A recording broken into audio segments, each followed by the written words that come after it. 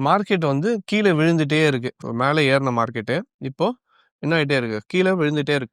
இங்க இருந்து மேல ஏறுமான்றதுக்கு எந்த ஒரு சைனுமே காட்ட மாட்டுது. மார்க்கெட் பிரைஸ் பாட்டு இன்னும் கீழ வந்துகிட்டே இருக்கு அப்படின்றது ஒரு சைடுல.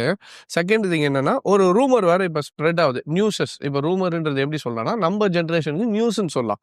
நியூஸ் அபவுண்ட்ஸ் என்னன்னா, அதிகபட்ச நியூஸ் வந்து சொல்லிட்டே இருக்காங்க. என்னன்னா, புது கிரேட் ரைஸ் எல்லாம் உள்ள வந்துச்சு. இதுக்கப்புறம் மார்க்கெட் வந்து என்ன ஆவாது? ரைஸ் வந்து ஏறுறதுக்கு வாய்ப்பு இல்ல. ஆட்டோமேட்டிக்கா இனிமே இறங்கிட்டே தான் இருக்க போகுது அப்படின்ற மாரி ஒரு நியூஸ் வந்துகிட்டே இருக்கு அப்படின்ற மாரி சொல்றாரு. எவ்வளவு தூரம் இந்த பிரைஸ் வந்து இன்னும் கீழ போக போறதுன்றது உங்களுக்கும் தெரியல. பையும் இல்லாம ஒரு செல்லும் இல்லாம அப்படியே ஸ்லோவா மூவ் ஆயிட்டு இருக்கும் பாத்தீங்களா? அதுதான் ஸ்லக்கிஷ்ன்னு சொல்லுவாங்க. இப்ப இந்த மாரி ஒரு நிலைமை. இப்போ நல்லா பார்த்துக்கோங்க. எப்படின்னா, ஏறிட்டு இருந்த மார்க்கெட் திடீர்னு கீழ குபுகுபுன்னு கீழ விழ ஆரம்பிச்சுச்சு. இப்போ உங்களுக்கு இது திரும்பி ஏறுறதுக்கான எந்த ஒரு சைனுமே இல்ல.